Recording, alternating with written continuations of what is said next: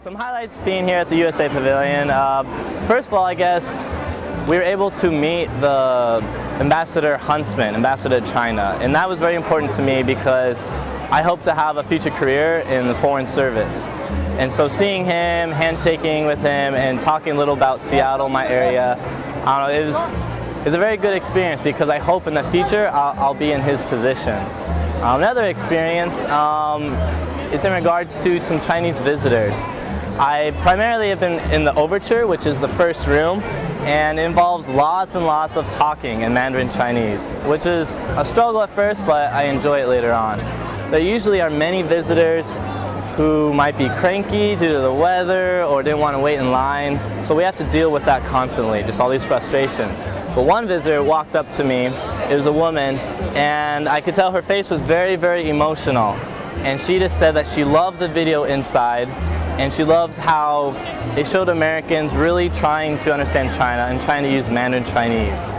She also told me that she honestly believed that without the US, she thought there would be no tomorrow. So, you know, it's putting into words, it doesn't sound as emotional, but when you see someone's face like that, and you know that they really appreciate what you're doing, you know, it makes it really worth it. And it kind of cancels out, you know, those hundreds of angry, frustrated Chinese visitors who come by. Some really cool parts is just like trying to like deal with like everyone and like talking to them and like getting to learn where they came from and stuff.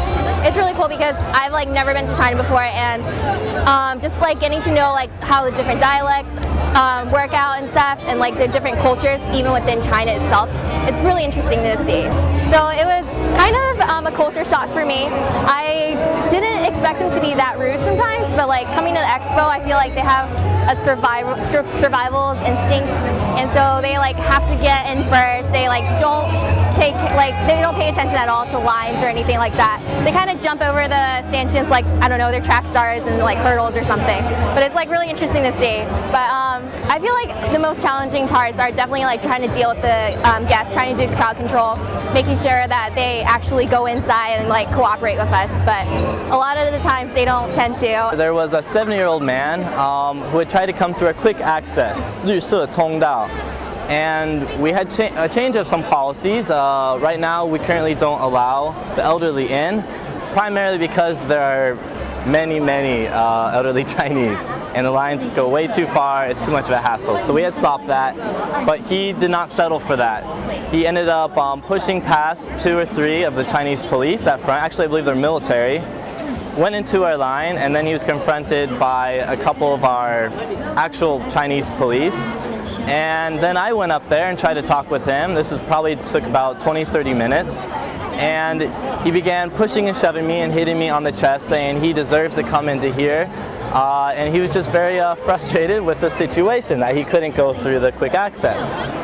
And some other police ended up coming by, just, you know, talked with him, said, you know, try to calm him down, relax him.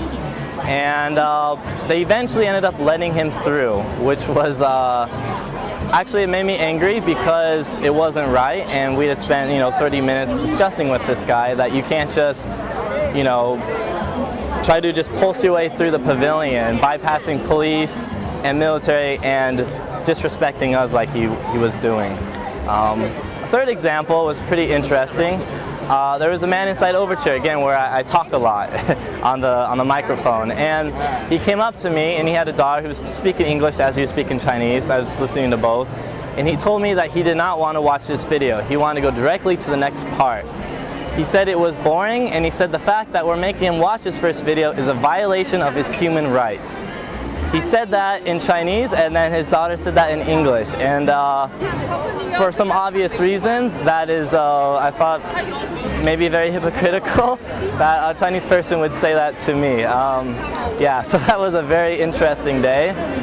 He ended up basically just arguing with me for the whole show, and then he moved on to the next part of the USA Pavilion. But that was humorous and disturbing at the same time, that he said it was a violation of his human rights to have him watch a video, which he willingly lined up at our pavilion, and yeah, came to visit us.